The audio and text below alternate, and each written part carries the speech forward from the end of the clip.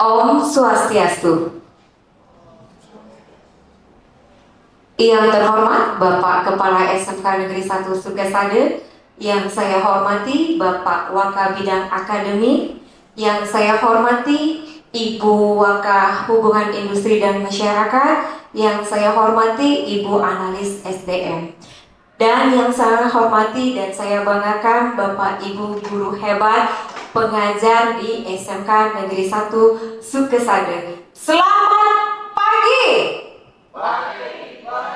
Pagi, luar biasa, keras semangat, yes. Kok masih lesu Bapak Ibu? Sekali lagi ya, semangat pagi.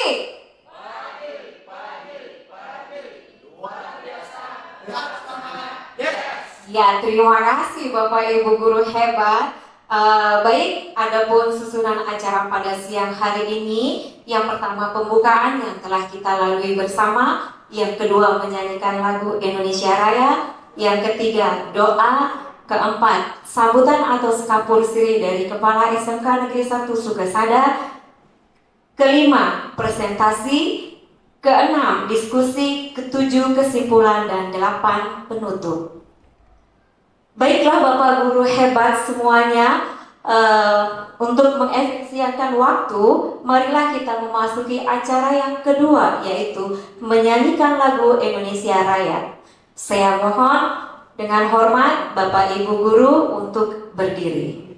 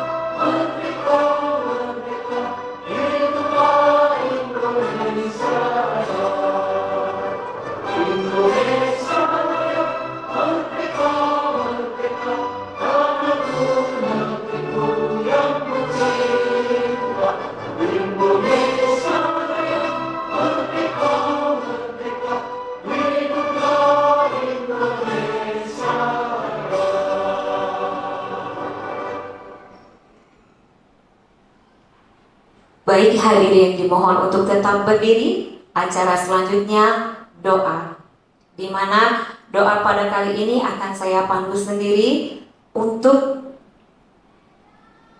agama dan kepercayaan kita masing-masing. Berdoa dimulai.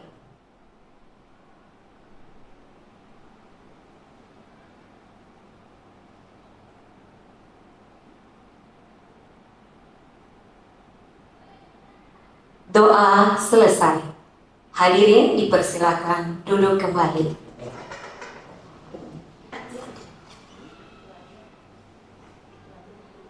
Baiklah, kita akan menginjak acara yang keempat, yaitu sekapur siri atau sambutan dari Bapak Kepala SMK Negeri 1 Sukesada.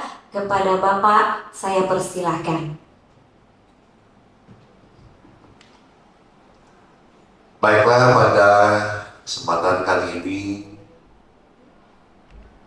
mari kita bersama-sama mengucapkan puja-puji syukur kehadapan Tuhan Yang Maha Esa. Berkat karunia beliau kita bisa berkumpul berkumpul di tempat ini di siang hari ini dalam keadaan sehat walafiat. Om Swastiastu.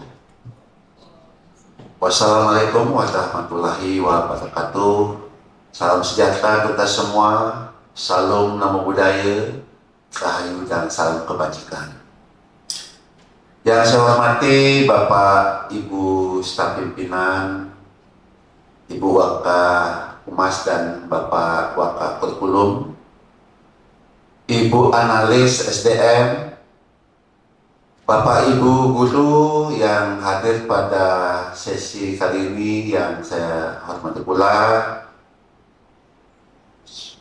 Pada kesempatan ini sangat berbahagia sekali ada teman kita dalam proses untuk menjadi calon guru penggerak, dan proses itu pada hari ini kita mengadakan pertemuan kecil, diskusi kecil terkait dengan budaya kerja, budaya positif.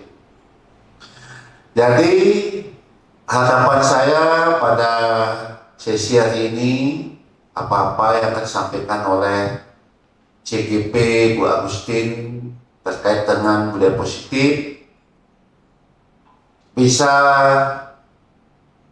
memberikan wawasan, bisa memotivasi kita untuk selalu meningkatkan budaya positif dalam rangka meningkatkan motivasi kerja dan kerja yang baik untuk lembaga kita. Dan harapannya juga teman-teman yang hadir pada kali ini juga, kalau ada hal-hal yang memang perlu didiskusikan dengan penyaji dari Bu Agustin, silakan berdiskusi sampai kita memiliki kesepakatan. Bu Agustin memiliki kesimpulan seperti apa budaya positif yang harus kita kembangkan di sekolah kita. Ya demikian saja, dan saya sangat senang sekali. Saya harapkan teman-teman untuk selalu mensupport satu sama lainnya untuk kemajuan satu sama lain dan kemajuan lembaga kita tentunya ke depan lebih baik dan lebih baik lagi. Demikian pesirih yang bisa saya sampaikan pada siang hari ini. Ada hal yang kurang berkenan, saya tidak lupa mohon maaf sebesar-besarnya. Om Shanti Shanti Shanti Om. Wassalamualaikum warahmatullahi wabarakatuh.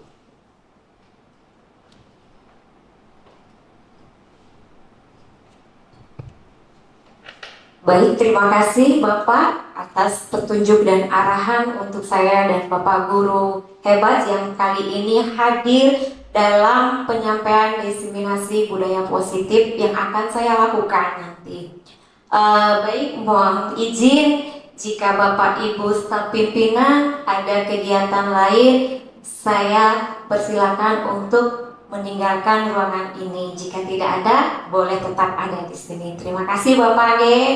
Nah, baik Bapak Ibu guru yang hebat, di sini kita diskusi ya.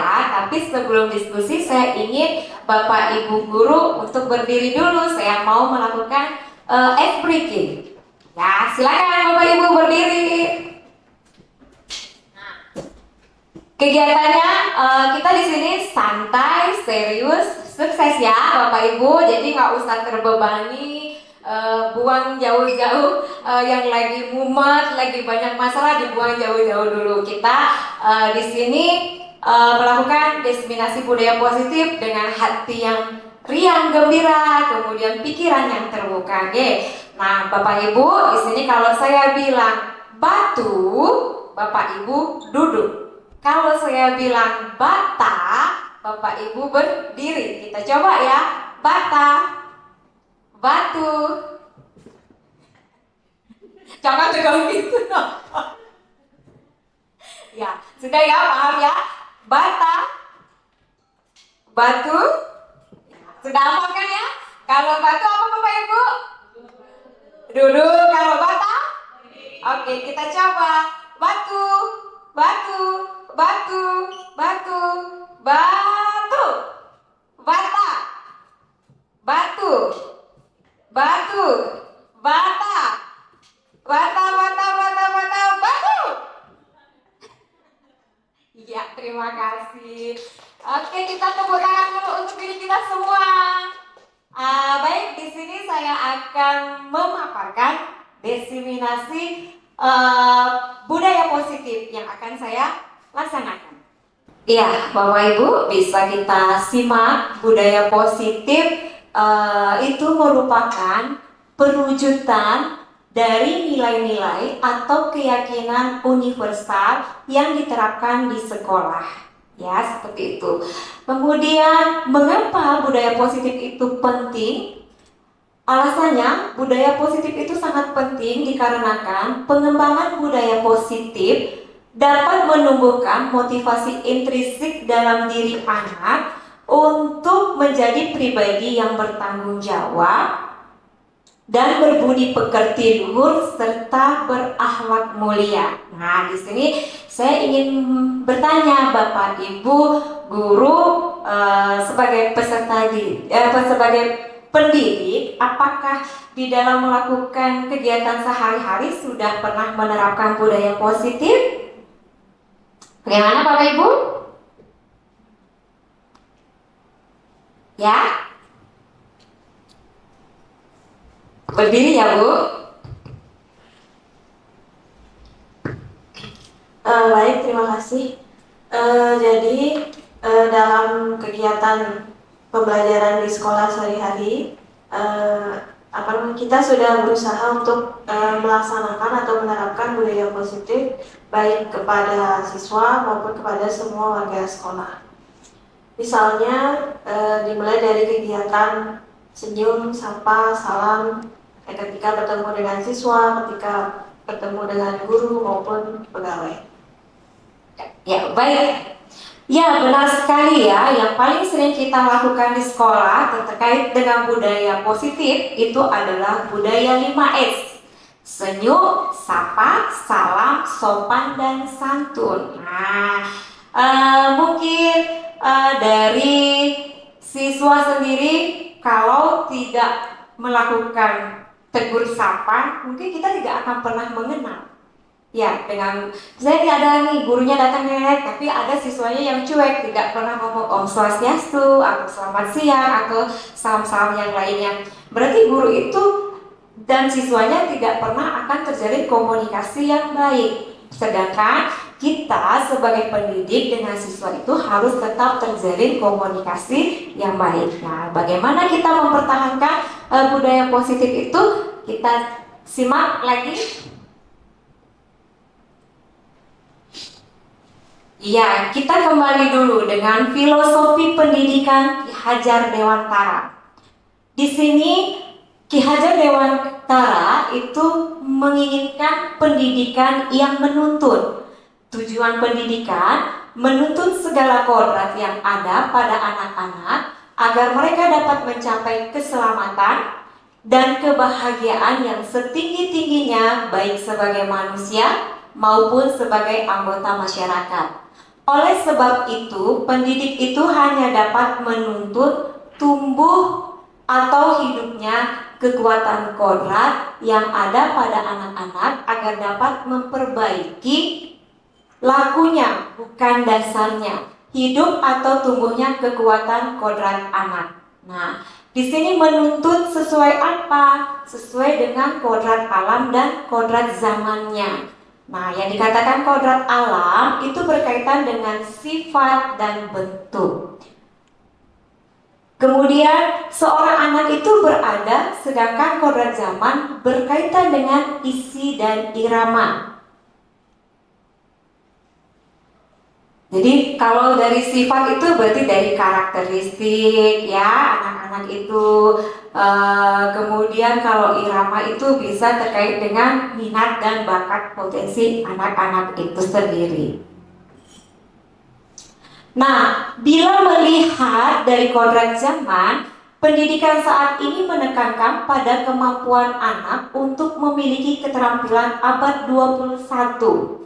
Sedangkan dalam memaknai kodrat alam, maka konteks lokal sosial budaya, murid di Indonesia bagian barat tentu memiliki karakteristik yang berbeda dengan murid di Indonesia bagian tengah atau Indonesia bagian timur.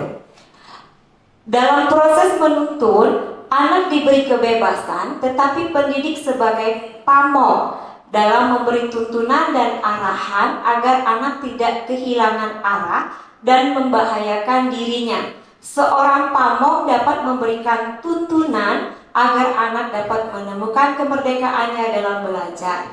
Anak juga sadar memahami bahwa kemerdekaan dirinya juga mempengaruhi kemerdekaan anak lain. Oleh sebab itu, tuntunan seorang guru mampu mengelola dirinya untuk hidup bersama dengan orang lain, menjadi manusia dan anggota masyarakat.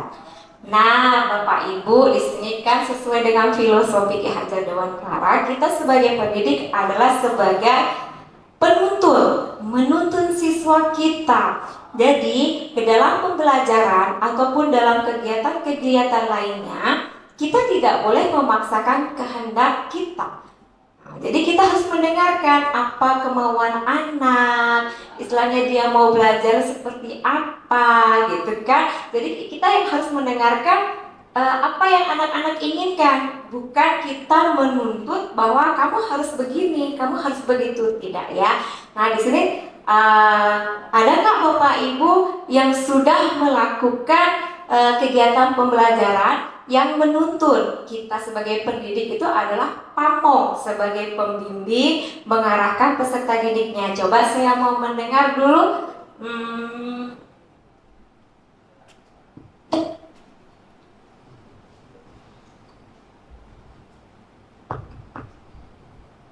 Baik, terima kasih Bu Agustin.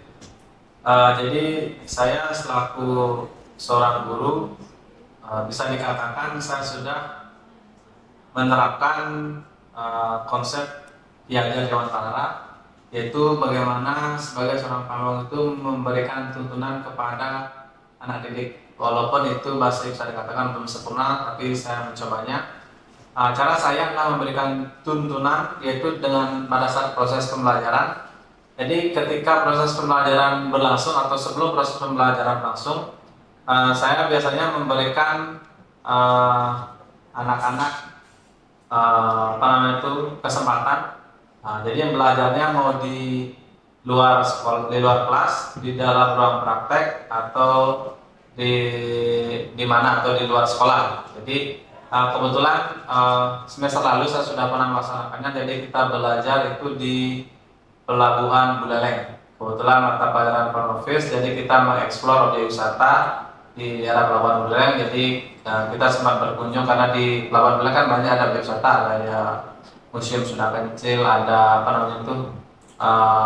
tempat monumen, terus ada tempat ibadah umat Buddha. Terus ada juga gedung Himako di sana, ada juga restoran banyak. Jadi di sana kita eksplor, jadi anak-anak kita ajak ke sana. Itu bagaimana saya memberikan tuntunan pada anak. Tetap di jalan saya tekankan pada anak-anak untuk jaga keselamatan, pakai atribut lalu lintas yang lengkap dan tidak terpencar. Terima kasih, Bu. Baik, terima kasih Pak Prengki. Ya, itu tadi Pak Prengki sudah menerapkan filosofi Ki Hajar Dewantara dalam segi menuntun peserta didik dalam proses pembelajaran. Ya, kita bisa lanjut lagi ke budaya positif apa saja yang sudah kita bisa lakukan. Yang pertama itu ada perubahan paradigma stimulus respon atau teori kontrol. Yang kedua, konsep disiplin positif. Yang ketiga ada keyakinan kelas. Yang keempat, pemenuhan 5 kebutuhan dasar manusia. Yang kelima ada 5 posisi kontrol. Dan yang keenam adalah segitiga restitusi. Nah, di sini nanti akan ada bagaimana posisi kontrol kita sebagai guru ya. Oke, kita bisa lanjut lagi. Ya, yang pertama itu perubahan paradigma teori kontrol atau ilusi kontrol. Teori kontrol menurut Dr. William Glasser, choice theory meluruskan beberapa miskonsepsi tentang makna kontrol. Yang pertama itu ada ilusi guru mengontrol murid. Teori kontrol menyatakan bahwa semua perilaku memiliki tujuan, bahkan terhadap perilaku yang tidak disukai. Yang kedua, ilusi bahwa kritik dan membuat orang merasa bersalah dapat menguatkan karakter. 3. Ilusi bahwa semua penguatan positif, efektif, dan bermanfaat. 4. Ilusi bahwa orang dewasa memiliki hak untuk memaksa. Selanjutnya, ini kita lihat dari tabel perubahan paradigma stimulus respon, itu berkaitan dengan teori kontrol. Bisakah kita mengontrol seseorang? Dari stimulus respon mengatakan kita mencoba mengubah orang agar berpandangan sama dengan kita. Teori kontrolnya, kita berusaha memahami pandangan orang lain tentang dunia. Kemudian yang kedua, stimulusnya, perilaku buruk dilihat sebagai suatu kesalahan. Di teori kontrol, semua perilaku memiliki tujuan. Kemudian di stimulus respon yang lain, ada orang lain bisa mengontrol saya, sedangkan teori kontrolnya hanya Anda yang bisa mengontrol diri Anda sendiri. Kemudian di stimulus respon lagi, saya bisa mengontrol orang lain. Kemudian di teori kontrol, Anda tidak bisa mengontrol orang lain. Kemudian di stimulus respon, pemaksaan pada saat bujukan gagal. Kolaborasi dan konsensus menciptakan pilihan-pilihan baru. Kemudian ada model berpikir menang dan kalah, dan model berpikir menang-menang. Di sini terjadi stimulus, respon, dan teori kontrolnya yang berbeda ya.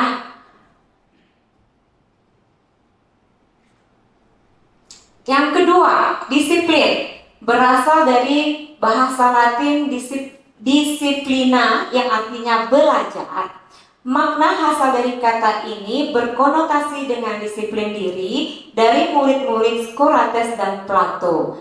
Disiplin diri membuat orang menggali potensinya menuju sebuah tujuan, apa yang dihargai. Namun dalam budaya kita, makna kata disiplin telah berubah menjadi sesuatu yang dilakukan seseorang pada orang lain untuk mendapatkan kepatuhan. Kecenderungan umum adalah menghubungkan kata disiplin dengan ketidaknyamanan, bukan dengan apa yang kita hargai atau pencapaian suatu tujuan mulia. Di sini ada banyak nilai-nilai kebajikan ya. Bapak Ibu bisa lihat ada peduli, keterus-terangan, kebersihan, komitmen, belas kasih, percaya diri, kemudian ada tenggang rasa, gotong royong, dan masih banyak lagi yang lainnya. Nilai-nilai kebajikan adalah sifat-sifat positif manusia yang merupakan tujuan mulia yang ingin dicapai setiap individu. Nilai-nilai tersebut bersifat universal dan lintas bahasa, suku, bangsa, agama, maupun latar belakang. Oke Bapak Ibu, batu.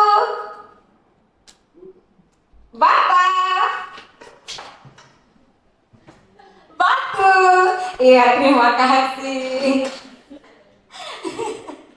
Untung masih tidak ada yang salah. Oke, masuk ke teori motivasi perilaku manusia. Di sini ada motivasi yang berasal dari eksternal maupun internal ya Bapak Ibu. Di mana motivasi eksternal itu dilihat dari perilaku manusia untuk menghindari ketidaknyamanan atau hukuman. Apa yang akan terjadi apabila saya tidak melakukannya? Yang kedua, untuk mendapatkan imbalan dari orang lain atau institusi. Apa yang akan saya dapatkan apabila saya melakukannya? Motivasi internal, tujuan disiplin positifnya untuk menghargai diri sendiri menjadi insan sesuai harapan kita. Di sini saya akan menjadi orang yang seperti apa bila saya melakukannya. Nah, ini budaya positifnya itu dimulai dari kesepakatan kelas, keyakinan kelas, sampailah di lingkungan yang positif. Nah, Bapak Ibu yang mengajar di dalam kelas, apakah pernah melakukan kesepakatan kelas? Yang sudah pernah, coba deh angkat tangannya dulu. Pernah, Bu? Ya, coba dulu disampaikan kesepakatan kelas yang seperti apa? Baik, terima kasih. Setelah mendengar pemaparan tadi tentang budaya positif, di sana ada kesepakatan kelas. Jadi saya kebetulan guru perhotelan mengajar FB. Jadi pada awal pembelajaran, mungkin di awal semester, sebelum kita mulai pembelajaran, saya dan siswa membuat kesepakatan kelas dulu, yaitu di mana isinya tentang peraturan-peraturan yang harus dipatuhi oleh siswa ketika belajar di kelas. Misalnya contohnya pertama grooming, disiplin, sopan santun dan lain sebagainya. Jadi di sana kita berdiskusi dan bernegosiasi. Misalnya kalau kalian terlambat masuk kelas sekian menit, apa konsekuensinya? Kalau misalnya kalian tidak berpakaian sesuai dengan hari atau ketentuan, apa konsekuensinya. Jadi sebelum memutuskan aturan itu kita berdiskusi dulu, mereka setuju, baru sepakat kita laksanakan. Mungkin itu dari saya. Terima kasih. Oke, baik, terima kasih Bu Ria yang sudah melakukan kesepakatan kelas. Ya, memang benar ya, kesepakatan kelas itu adalah aturan yang dibuat oleh satu kelas itu sendiri. Misalnya siswa itu ada 38 orang, jadi 38 orang itulah yang membuat kesepakatan kelas. Kemudian dari kesepakatan itu, seperti tadi Bu Ria, ada grooming, kemudian ada disiplin dan lain sebagainya, itu baru diyakini. Yang mana saja yang diyakini poin-poinnya sehingga dapat menimbulkan lingkungan yang positif. Coba kita lihat ya, benarkah?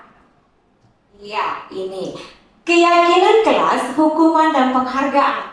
Mengapa tidak peraturan saja? Mengapa harus ada keyakinan kelas?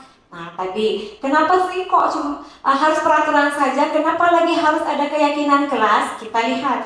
Yang pertama, mengapa kita memiliki peraturan harus menggunakan helm bila mengendarai kendaraan roda 2?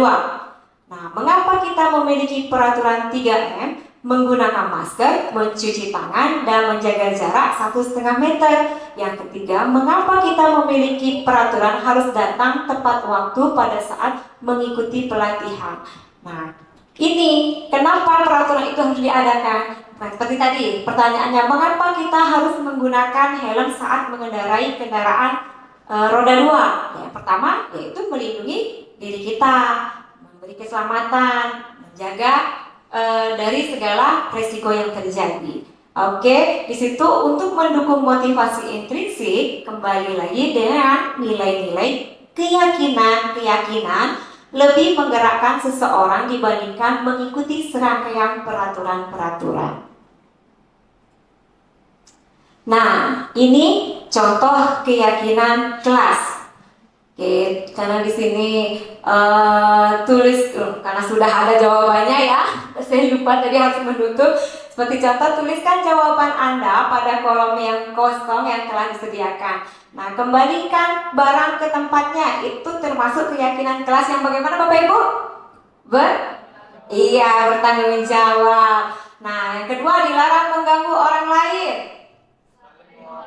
Iya, saling menghormati, saling menghargai. Kemudian hadir di sekolah 15 menit sebelum pembelajaran dimulai. Komitmen bisa. Kemudian dilarang melakukan kekerasan keamanan. Selain menghormati, nilai apa lagi yang masuk? Dilarang melakukan kekerasan keamanan, keselamatan. Kemudian ada gunakan masker. Tujuannya untuk apa? Kesehatan. Berjalan di kelas dan koridor, keselamatan. Iya, itu ya keyakinan kelas, contoh-contohnya. Nah, ini masih banyak lagi, ada contoh keyakinan kelas.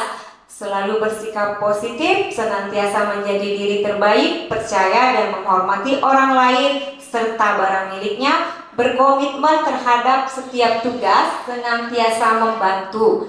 Kemudian ada lagi keyakinan kelas yang pertama, setiap anggota kelas perlu belajar, setiap anggota kelas perlu senang.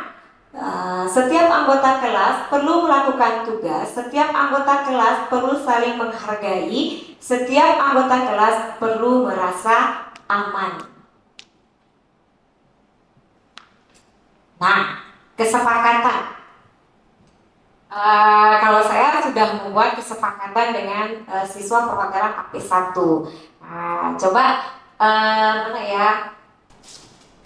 Ini saya contohkan ya Bapak Ibu, di sini kita membuat kesepakatan di dalam desiminasi budaya positif ya, biar nggak ngantuk, biar dapat juga bergerak. Kita buat kesepakatan hari ini ya Bapak Ibu. Nanti ditempel di papan. Saya dulu. Ya silakan dipikirkan kesepakatan kelas apa yang akan dibuat supaya Bapak Ibu ada bayangan, ada gambaran bagi Bapak Ibu yang belum pernah melakukan kesepakatan di dalam kelasnya saat pembelajaran.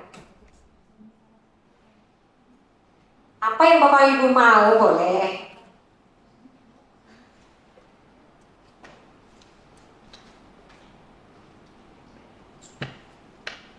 Diisi nama ya paling atas, biar saya bisa tahu ini dari siapa yang membuat kesepakatan. Ya, yang sudah selesai bisa ditempel di papan.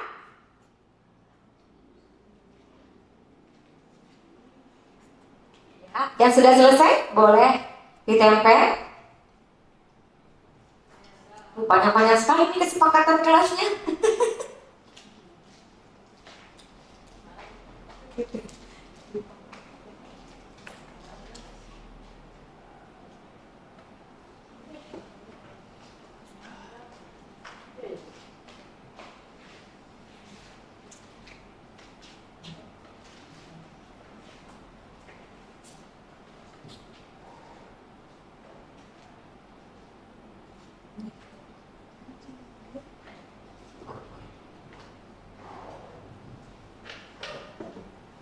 Ya, sudah ada siapa saja di sini yang sudah buat kesepakatan? Ada Pak Andi, menginginkan mengikuti dengan penuh tanggung jawab.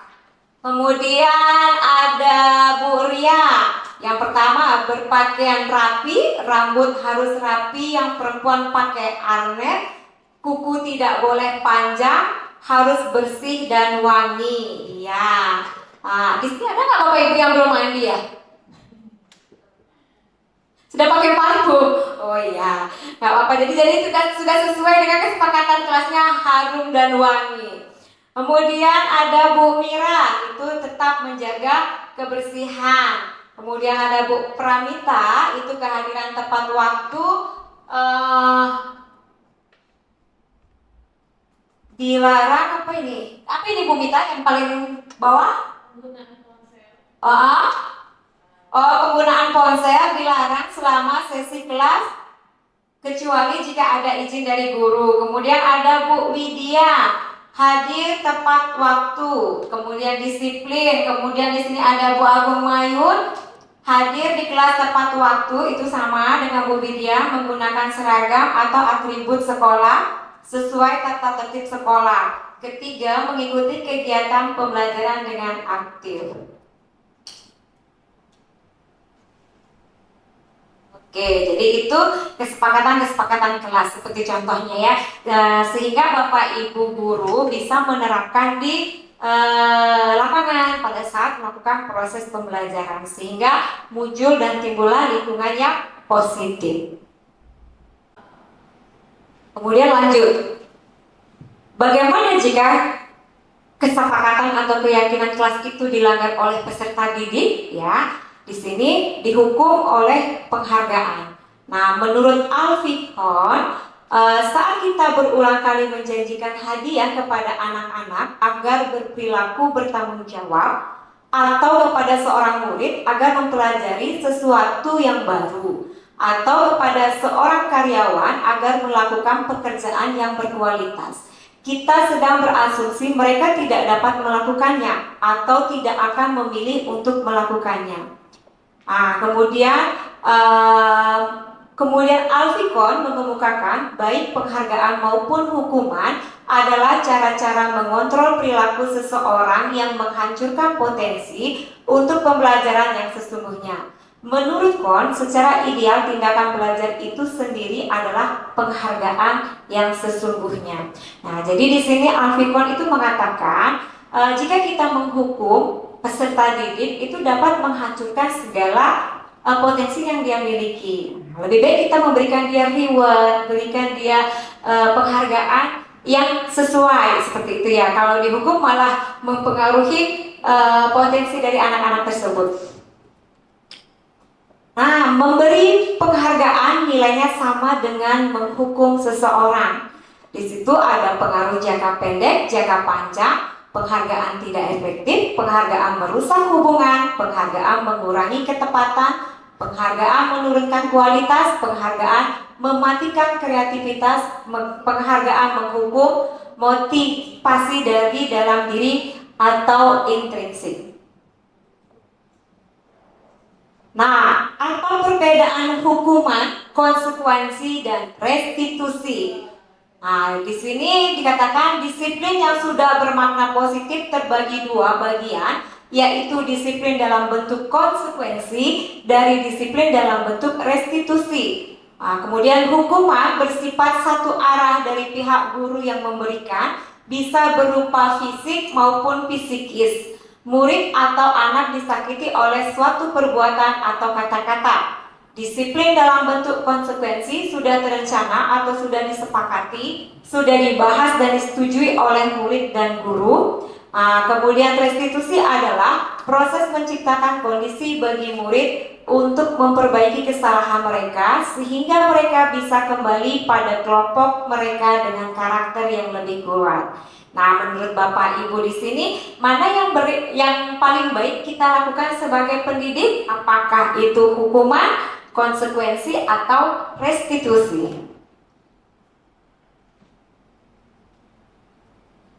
Menurut Bapak Ibu, hukuman, konsekuensi, atau restitusi? Ya, boleh sih?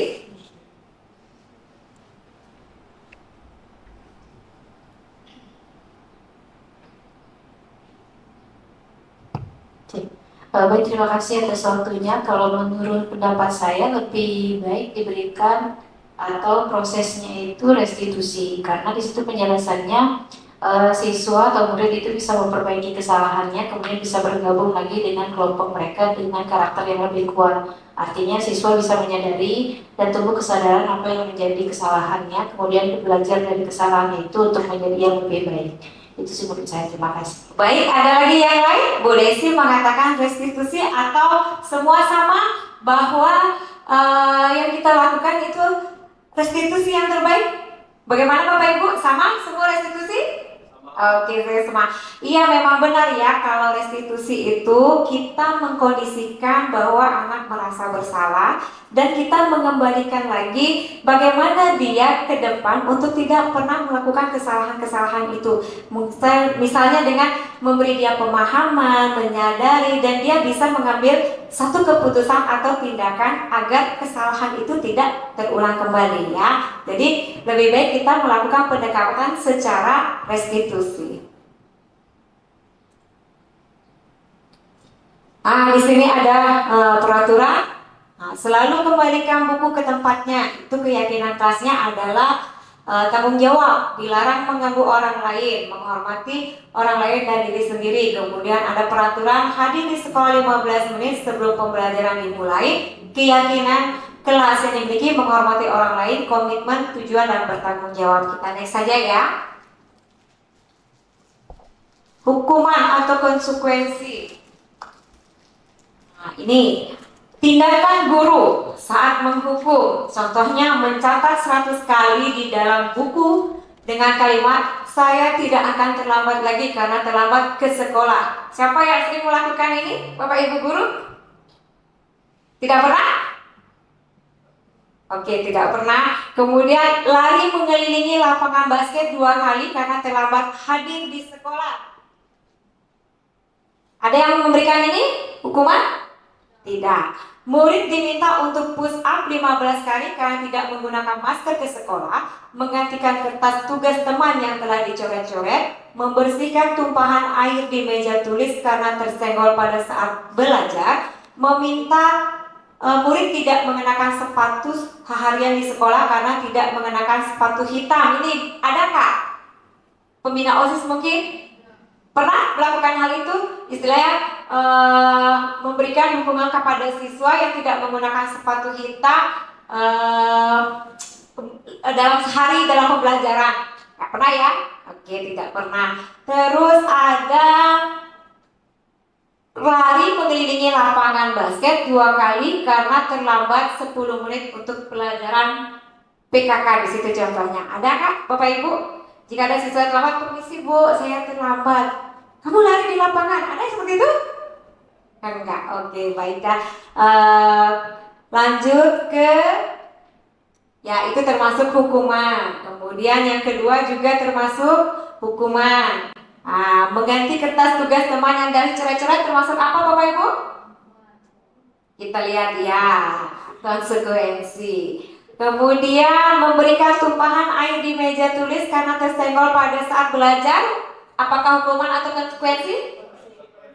Kita lihat, iya benar konsekuensi. Meminta murid tidak mengenakan sepatu seharian di sekolah karena tidak mengenakan sepatu hitam. Apakah termasuk hukuman atau konsekuensi? Kita lihat, benar. Terus lari mengelilingi lapangan basket 2 kali karena terlambat 10 menit untuk pelajaran PKK. Ada hukuman, ada konsekuensi. Yang benar adalah konsekuensi. Ini perbedaan hukuman dan sanksi atau konsekuensi. Kalau hukuman sesuatu yang menyakitkan harus terjadi, konsekuensinya sesuatu memang harus terjadi. Kemudian membuat anak sakit, membuat anak merasa tidak nyaman dalam jangka waktu pendek. Hukuman, anak membenci kedisiplinan, sedangkan konsekuensi anak menghargai disiplin. Kemudian paksaan, hukuman itu termasuk paksaan, sehingga stimulus atau tanggapan siswa. Kemudian ada hukuman mendorong anak menyakiti diri sendiri, konsekuensinya mendorong anak agar mudah menyesuaikan diri. Di situ ada konsep diri yang buruk, konsekuensinya yang terjadi konsep diri yang baik. Anak belajar untuk menyembunyikan kesalahan. Kemudian sanksi atau konsekuensi yang didapat, anak belajar untuk mematuhi peraturan. Hukumannya kita marah, rasa bersalah, dipermalukan, merasa tidak dihargai, sehingga konsekuensinya adalah kehilangan hak, dibuat tidak nyaman, diasingkan untuk sementara atau time out. Di sini ada kebutuhan dasar yang harus kita penuhi. Kebutuhan dasar hidup itu ada kebutuhan untuk bertahan hidup atau survival, kasih sayang dan rasa diterima, kebebasan, kesenangan dan penguasaan.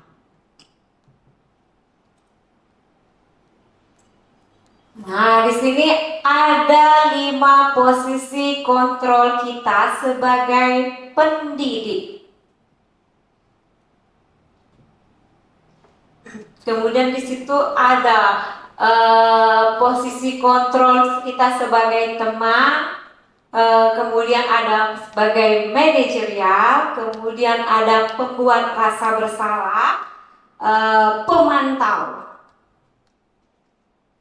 Coba kita lihat, ya posisi penghukum itu ada videonya ya. Mari kita saksikan video jika kita seorang guru sebagai posisi penghukum.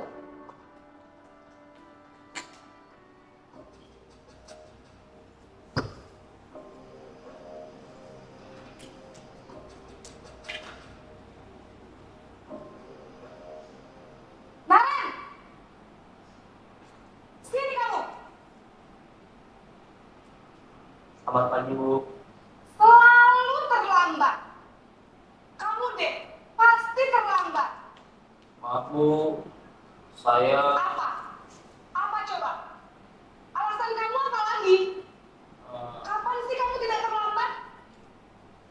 Malas sekali ya kamu jadi anak. saya Dasar pemalas. Gak kapok-kapok sih kamu. Sudah berapa kali terlambat? Sana, kamu keliling lapangan basket 2 kali. kenapa saya harus keliling lapangan basket, Bu? Kenapa? Kamu melawan ibu. Berani-beraninya jawab. Sudah terlambat, masih berani jawab pula. Sekarang, keliling lapangan basket 5 kali sekalian. Biar kapok. Cepat. Pergi sana ke lapangan basket.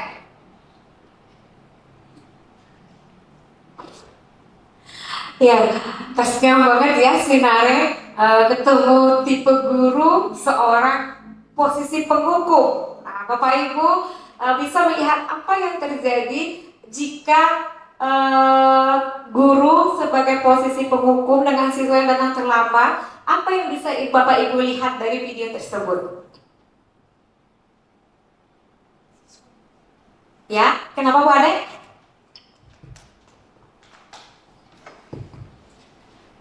Dari video yang tadi diputar itu bahwa guru yang memberikan hukuman kepada siswa. Jadi yang terlihat itu adalah siswa itu merasa ketakutan dan merasa tidak nyaman karena dia disuruh keliling 5 kali. Iya benar ya. Jadi siswa itu merasa ketakutan. Dia belum menyampaikan alasannya. Kenapa saya itu terlambat? Tapi sudah dijudge, kamu harus begini gitu kan. Sehingga siswa merasa tidak nyaman, takut, kasihan kan. Nah, kalau seperti itu mungkin ada tanggapan Bapak Ibu yang lain yang bisa menyampaikan. Iya Bu Mira. Di porsi si ibu guru penghukum ini langsung menjudge, menghakimi. Memang walaupun mungkin di sana dihakimi kamu sering terlambat kan begitu, tetapi apakah si guru ini sudah menanyakan alasannya, bahkan selalu mengontrol supaya dia tidak terlambat karena kita posisi guru. Baik, jangankan siswa memberikan alasan, ditanya saja tidak, gitu ya modelnya di situ. Jadi, apakah pantas kita sebagai seorang pendidik dalam posisi yang seperti itu? Bagaimana Bapak Ibu? Pantas? Iya, tidak ya. Jadi kita harus tahu dulu kenapa kan alasan siswa itu terlambat. Kita berikan dia waktu untuk menjelaskannya seperti itu. Nah, di sini dari posisi penghukum dapat dilihat satu, nada suara tinggi, bahasa tubuh, matanya tadi dilihat nggak? Melotot matanya, kemudian jari menunjuk-nunjuk, kemudian menghardik, terlambat lagi, pasti terlambat lagi, selalu datang terlambat, kapan bisa datang tepat waktu. Nah, seperti itu ya. Kemudian tanyakan kepada diri Anda, seharusnya bagaimana perasaan murid bila guru berbicara seperti itu pada saat muridnya datang terlambat. Nah, menurut Bapak Ibu, jika murid Naren itu datangnya tadi terlambat, jika kena hardik, ditunjuk-tunjuk, kemudian mata gurunya itu melotot, bagaimana kira-kira perasaan muridnya?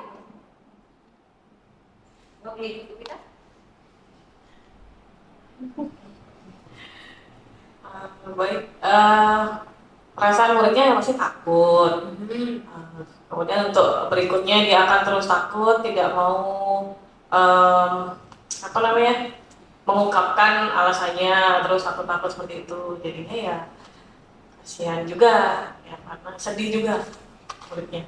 Terima kasih. Iya, terima kasih ya Bu Mita ya, memang benar seperti yang disampaikan sama Bu Mita, perasaan murid itu pasti benci, marah, kemudian takut dan merasa tidak nyaman, sehingga menimbulkanlah beberapa akibat. Yang pertama itu kemungkinan murid itu marah, jadi dendam atau bersifat agresif. Ketemu misalnya nih contoh Bu Widya nih, saya kasih contoh. Ketemu nih muridnya siapa namanya Dewa Ananta misalnya datang, ih Bu Widya lagi ketemu gitu. kabur aja deh gitu. Terkadang muncul inisiatif murid yang bahkan berbuat yang tidak dengan kita ya, seperti itu karena dia benci, dia dendam. Kemudian bisa jadi sesudah kembali duduk, murid tersebut akan mencoret-coret bukunya atau meja tulisnya. Yang ketiga, lebih buruk lagi, sepulang sekolah, murid melihat motor atau mobil bapak ibu guru dan akan menggores kendaraan tersebut dengan paku. Jangan sampai ya kita terjadi seperti itu. Sepertinya di SMK Negeri 1 Sekesade tidak ada ya bapak ibu guru seperti penghukum seperti video tadi. Semua bapak ibu gurunya melakukan pendekatan secara restitusi. Nah, kita lihat lagi dari posisi kontrol yang lain. Posisi pembuat merasa bersalah. Kita simak videonya kembali.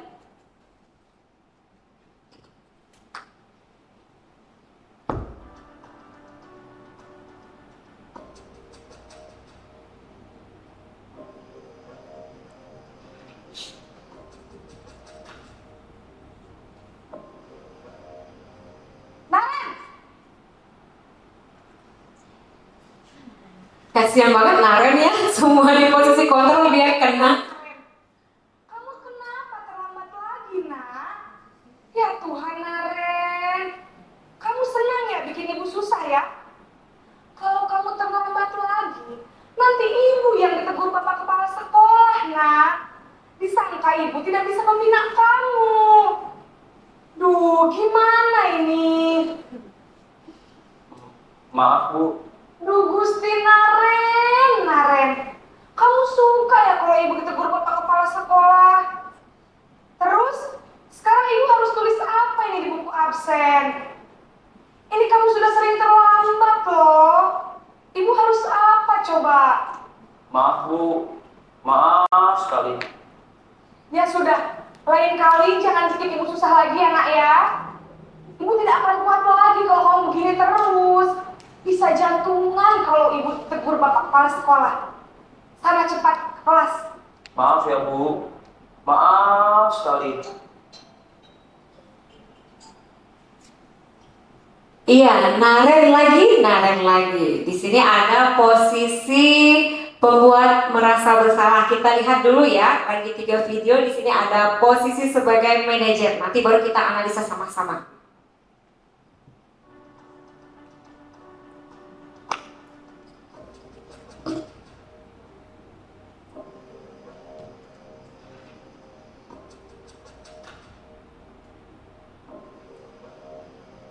Naren!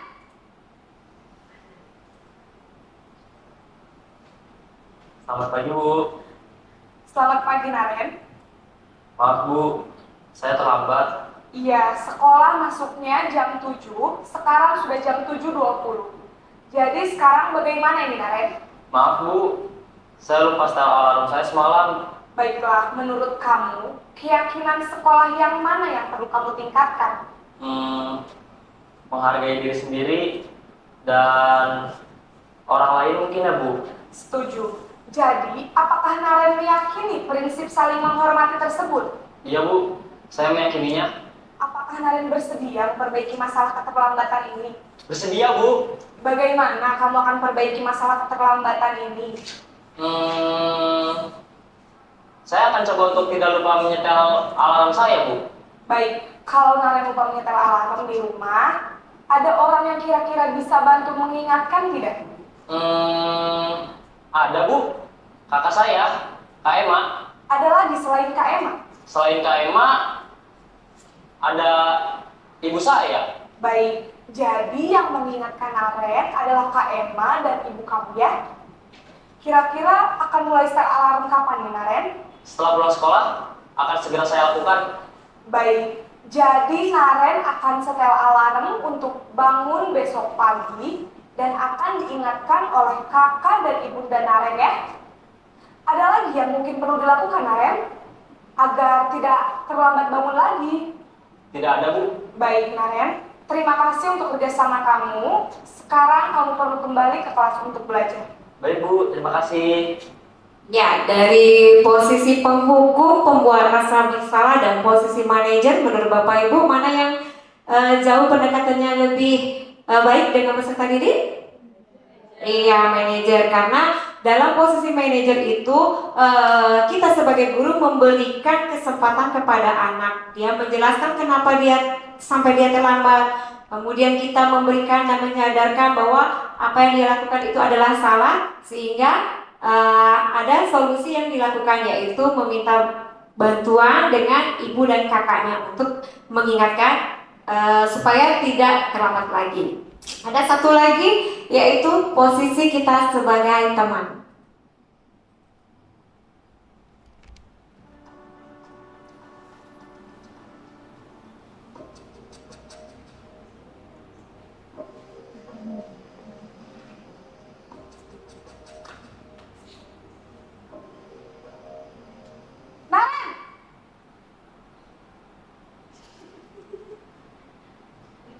Selamat pagi, Bu.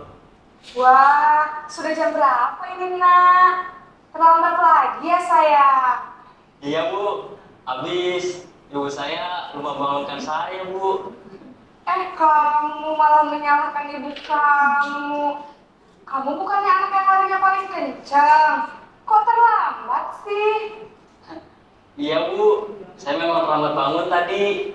Jadi, biarpun saya lari kencang, tetap gak kekejar, Bu. Ya sudah sana. Nanti lain kali larinya lebih kencang lagi ya. Biar gak terlambat lagi. Bikin seneng ibu. Demi ibu. Bisa kan? Bisa lah, Bu. Ya sudah sana masuk kelas. Ibu beresin urusan absen kamu. Kamu ini ada-ada saja. Nah, bagaimana Bapak Ibu dari posisi teman, apa yang bisa dilihat? Bagaimana pendekatan guru dengan peserta didiknya?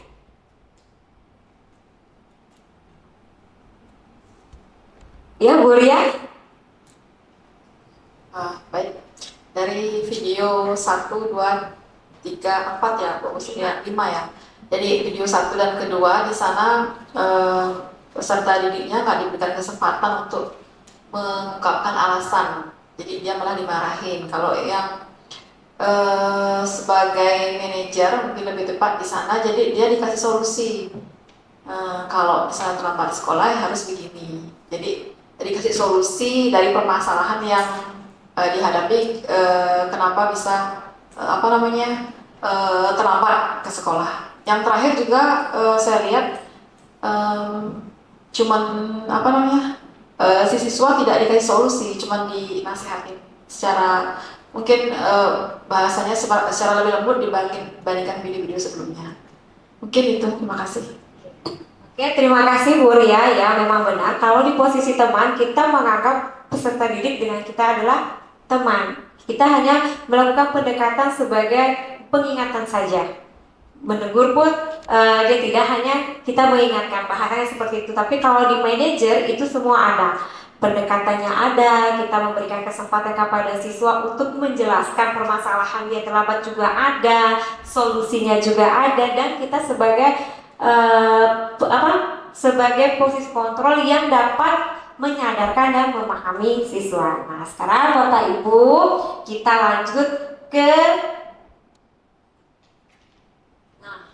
lanjut lagi.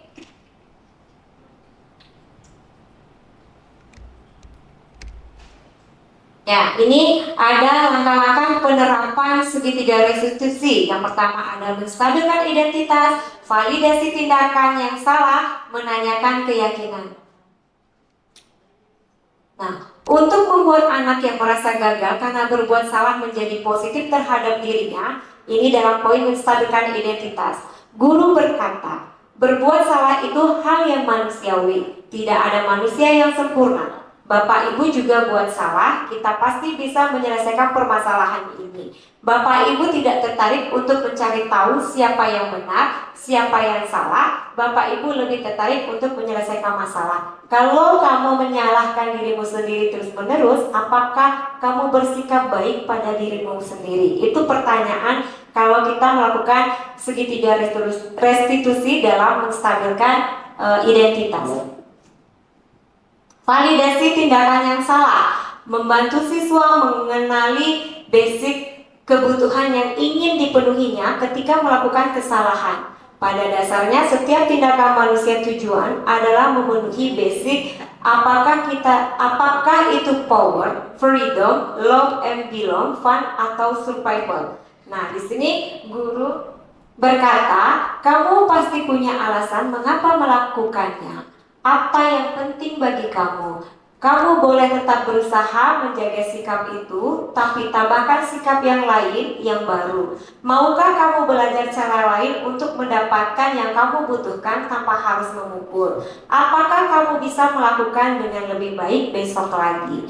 Itu contoh-contoh pertanyaan dalam validasi tindakan yang salah. Kemudian menanyakan keyakinan. Di sini anak melihat kesalahannya dihubungkan dengan norma sosial dan nilai-nilai yang mendasari manusia berinteraksi dengan orang lain. Di situ juga ada contoh pertanyaan, guru berkata, apa nilai yang kita percaya di kelas atau di sekolah kita? Nilai-nilai universal apa yang telah kita sepakati? Kelas yang ideal itu seperti apa sih? Kamu ingin jadi anak seperti apa? Kemudian apa yang kamu rasakan ketika kamu melakukan itu? Kamu menjadi orang yang seperti apa? Itu contoh dalam menanyakan keyakinan. Nah, ini ada contoh penerapan segitiga restitusi. Saya ingin Bapak Ibu menyimak kasus, ada 2 kasus yang saya tampilkan nanti. Nanti di situ Bapak Ibu menilai bu gurunya termasuk posisi apa dia, kemudian dia melakukan pendekatan segitiga restitusi seperti apa ya. Kita lihat kasusnya.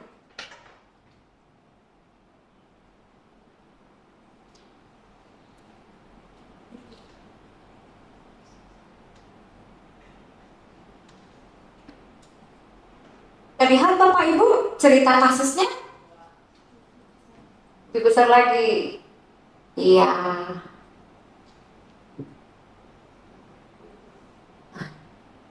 Atau saya baca dulu ya. Ibu Dani sedang menjelaskan pelajaran bahasa Inggris di papan tulis. Namun beliau memperhatikan bahwa Fajar malah tidur-tiduran dan tampak acuh tak acuh pada pelajarannya. Fajar coba jawab pertanyaan nomor 3. Maju ke depan dan kerjakan di papan tulis. Fajar pun tampak malas-malasan menuju ke depan. Dan sesampai di depan papan tulis pun, Fajar hanya diam terpaku sambil memegang buku bahasa Inggrisnya dan memainkan spidol di tangannya. Ayo Fajar, makanya jangan tidur-tiduran. Lain kali perhatikan. Sudah sana, duduk kembali. Kira-kira siapa yang bisa? Fajar pun kembali duduk di bangkunya. Hal seperti ini sudah seringkali terjadi pada Fajar, sepertinya tidak memperhatikan, acuh tak acuh dan nilai-nilainya pun tidak terlalu bagus. Untuk pelajaran bahasa Inggris pada saat ditegur oleh Ibu Dani, Fajar hanya menjawab, tidak tahu Bu. Ibu Dani pun menjawab, gimana kamu Fajar? Kamu gak kasihan sama Ibu ya? Ibu sudah capek-capek mengajarkan kamu, tidak kasihan sama Ibu. Dan Fajar pun diam membisu. Nah, di sini ada beberapa pertanyaan yang harus Bapak Ibu kerjakan. Yang pertama, posisi kontrol apa yang diambil oleh Ibu Dani dalam pendekatannya kepada Fajar? Membaca sikap Fajar, kira-kira kebutuhan apa yang diperlukan oleh Fajar? Yang ketiga, bila mana Ibu Dani mengambil posisi pemantau, apa yang akan dilakukan atau dikatakan olehnya? Pertanyaan-pertanyaan seperti apa yang akan diajukan dan jelaskan. Kemudian yang terakhir, apabila Anda adalah kepala sekolah di sana dan mengetahui hal ini, bagaimana tindak lanjut yang Anda lakukan? Oke, bisa?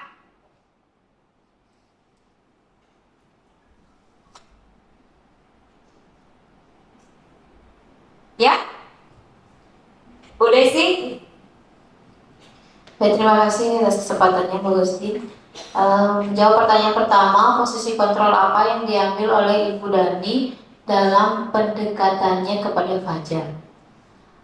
Kalau dari kasus yang disampaikan tadi dan diceritakan oleh Bu Agustin, Ibu Dani mengambil posisi sebagai pembuat orang merasa bersalah karena ada penyampaian dari Bu Dani yang seperti ini dialognya tadi kalau nggak salah.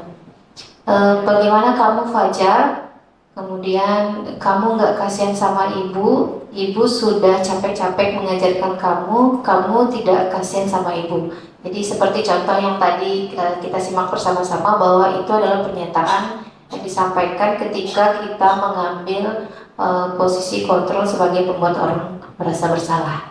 Terima kasih.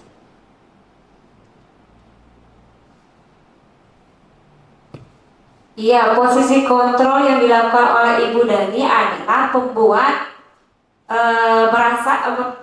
orang itu merasa bersalah. Kemudian yang pertanyaan kedua, membaca sikap Fajar, kira-kira kebutuhan apa yang diperlukan oleh Fajar?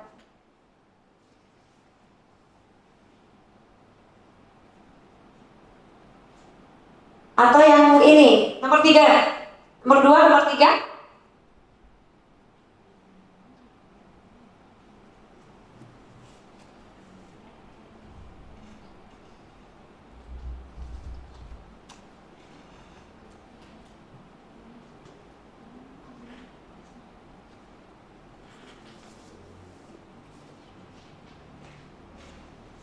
Membaca sikap Fajar, kira-kira kebutuhan apa yang diperlukan oleh Fajar?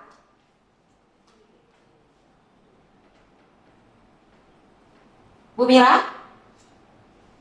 Berdiri. Baik, menurut saya kebutuhan dasar yang diperlukan satu adalah kasih sayang, kemudian kebebasan, dan penguasaan.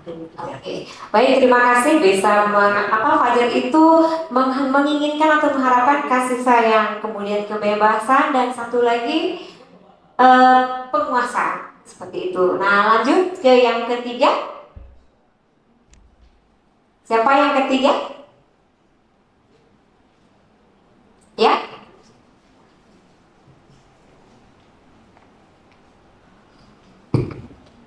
Baik, terima kasih. Berkaitan dengan pertanyaan yang ketiga, bila mana Ibu Dani mengambil posisi sebagai pemantau, lalu apa yang akan dilakukan dan pertanyaannya seperti apa, kan seperti itu ya?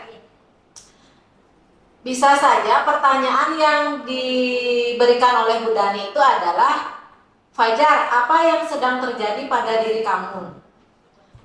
Mengapa kamu diam saja? Misalnya seperti itu pertanyaannya. Nanti si Fajar ini hanya diam saja atau tidak merespon pertanyaan dari Ibu Dani itu sendiri. Misalnya juga diberikan pertanyaan, kamu tahu aturan di pembelajaran saya? Begitu pula si Fajar itu tidak menjawab, hanya diam saja mendengar atau acuh tak acuh ketika ditanya oleh gurunya. Baik, terima kasih Bu Ade. Kemudian lanjut ke pertanyaan selanjutnya. Apabila Anda adalah kepala sekolah di sana dan mengetahui hal ini, bagaimana tindak lanjut yang Anda lakukan?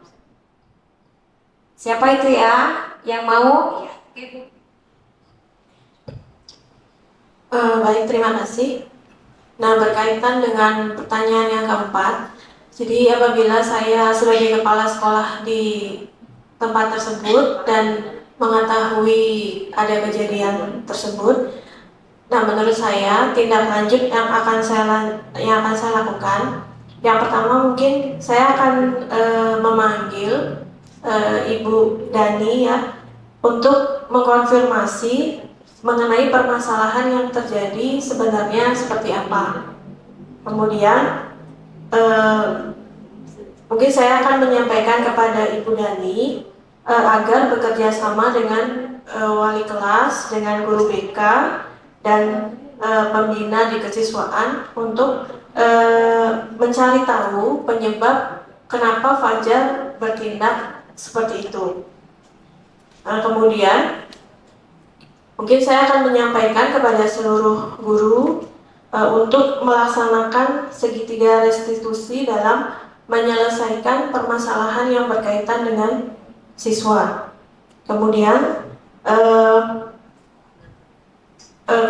akan menghimbau kepada seluruh warga sekolah atau guru untuk melaksanakan implementasi pembelajaran yang tentu saja berpihak kepada siswa dan mengimbau kepada seluruh guru sebelum melakukan kegiatan pembelajaran di kelas untuk melaksanakan kesepakatan kelas terlebih dahulu dengan para siswa. Terima kasih.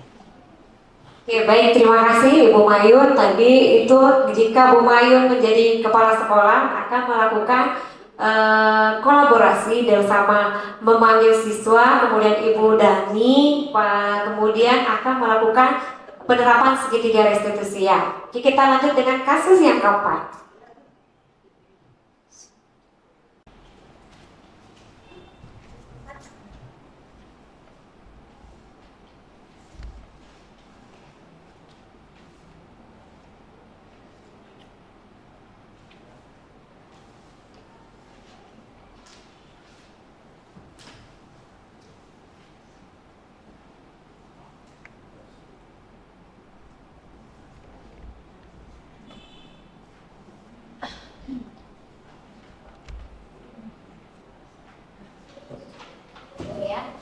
Bapak Ibu, tadi saya sudah bagikan itu kasus yang keempat mengenai lalu kita akan menganalisis dan jawablah pertanyaan sebagai berikut.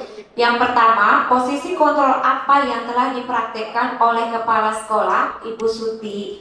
Hal-hal apa saja yang dilakukannya sehingga Anda berkesimpulan demikian? Yang kedua, dalam kasus tersebut bagaimana Dino dikuatkan, bagaimana Anto dikuatkan oleh Ibu Siti? Ketiga, kira-kira nilai kebajikan atau keyakinan sekolah apa yang dituju dalam kasus tersebut? Nah, mari kita analisis Bapak Ibu, posisi kontrol apa yang telah dipraktekkan? Siapa yang bisa? Oke. Yang mau menanggapi? Baik, menurut saya posisi kontrol yang dijalankan adalah posisi manajer. Karena si ibu itu menanyakan terlebih dahulu keyakinan kelas yang sudah disepakati. Setelah itu kita bisa lihat dari intonasi suara yang dengan nada yang lembut, kemudian mendekat ke arah si siswa. Kemudian permasalahannya itu diselesaikan dengan segitiga restitusi sehingga menimbulkan suatu solusi kepada siswa tersebut. Baik, terima kasih Bu Mira. Posisi kontrolnya di situ adalah sebagai manajer. Nah, yang kedua, pertanyaan kedua yang harus dianalisis dalam kasus tersebut, bagaimana Dino dikuatkan, bagaimana Anton dikuatkan oleh Bu Suti. Ya, siapa yang mau menanggapi? Oke, Bu Desi. Terima kasih atas kesempatannya. Dalam kasus tersebut, bagaimana Dino dikuatkan dan Anto dikuatkan. Yang pertama itu menguatkan Dino. Ibu Suti itu melanjutkan bahwa membuat kesalahan adalah hal yang manusiawi dan bahwa mempertahankan diri adalah hal yang penting. Namun meminta Dino untuk memikirkan cara lain yang mungkin lebih efektif. Itu untuk Dino. Kemudian untuk menguatkan Anto, yang pertama Ibu Suti pun kembali bertanya ke Dino apakah yang dia lakukan untuk menggantikan 3 kancing Anton yang terlepas. Kemudian bagaimana kalau kamu menjahitnya saja, bersediakah kamu? Kemudian menyarankan Dino diajari menjahit oleh Pak Irfan, guru tata busana. Terima kasih. Oke, terima kasih Bu Desi. Lanjut yang ketiga, kira-kira nilai kebajikan atau keyakinan sekolah apa yang dituju dalam kasus tersebut? Nilai-nilai kebajikan. Oke, Bu Ria. Baik, nilai-nilai kebajikan yang saya lihat di kasus ini itu ada bertanggung jawab, kemudian ada saling menghormati, keselamatan, dan juga saya lihat ada keadilan. Mungkin cukup sekian. Terima kasih Bu Ria.